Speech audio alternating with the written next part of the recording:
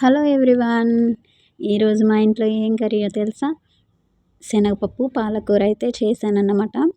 అందుకోసం ఫస్ట్ అయితే stove on చేసుకొని కడాయి పెట్టుకొని ఆయిల్ వేసుకొని అందులో జీలకర్ర, ఆవాలు, వెల్లుల్లి, ఎండుమిర్చి వేసుకుని అయితే ఫ్రై చేసుకున్నాను. తర్వాత కట్ చేసి పెట్టుకున్న ఒక చిన్న ఆనియన్ అయితే వేసుకున్నాను.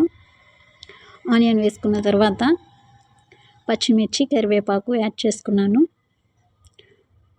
అన్నీ యాడ్ చేసుకున్న తర్వాత ఒక్కసారి అయితే అన్నీ కలిపేసుకుని కొంచెం సాల్ట్ అయితే యాడ్ చేసుకుని మూత పెట్టేసుకుని ఆనియన్స్ అయితే ఉడకనిచ్చుకుంటానన్నమాట. ఇంకా తర్వాత వచ్చేసి పక్కనే ముందుగా శనగపప్పు అయితే పెట్టుకున్నాను. ఒక 2 అవర్స్ ముందైనా నానబెట్టుకోవచ్చు. ఓకేనా, నానబెట్టుకున్నాను. దాన్ని అయితే ఒకసారి కడిగేసుకున్నాను అన్నమాట. ఇంకా తర్వాత వచ్చేసి ఆనియన్స్ కూడా మనకి ఫ్రై అయిపోయినాయి. ఆనియన్స్ బాగా ఫ్రై అయిపోయినాక మనం నానబెట్టి పెట్టుకున్న శనగపప్పును అయితే ఇందులోకి అయితే యాడ్ చేసేసుకున్నాను.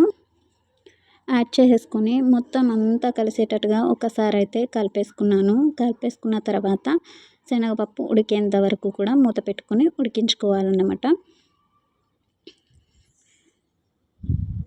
చూడండి, ఉడికిన తర్వాత మీకైతే చూపిస్తున్నాను.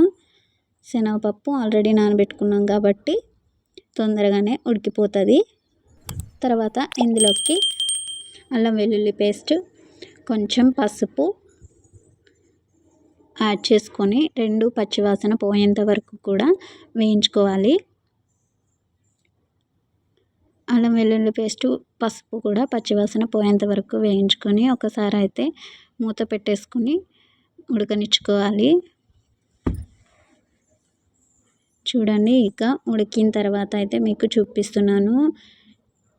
పప్పు అయితే ఉడికిపోయింది. ఉడికిపోయిన తర్వాత మనం నీట్గా కడిగి పెట్టుకున్న పాలకూరను అయితే ఇందులోకి అయితే యాడ్ చేసుకున్నాను. యాడ్ చేసుకొని పాలకూర కూడా పప్పులో కలిసేటట్టుగా మొత్తం అయితే కలిపేసుకుంటున్నాను. కలిపేసుకొని మూత అయితే పెట్టుకొని పాలకూర కూడా ఉడకాలి కాబట్టి ఉడికించుకుంటానన్నమాట.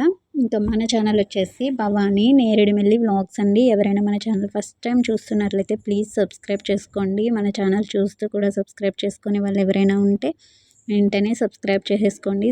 సింపుల్గా వంటలు చేసుకోవాలంటే ఇలాగే చేసుకోవాలన్నమాట, ఆర్భాటాలు ఏమీ లేకుండా. ఓకేనా, ఇంకా పాలకూర కూడా బాగా మెత్తగా ఉడికిపోయింది. ఉడికిపోయిన తర్వాత ఇందులోకి అయితే కొంచెం కారం, కొంచెం ధనియా పౌడర్, కొంచెం గరం మసాలా అయితే యాడ్ చేసుకొని కలుపుకుంటున్నాను.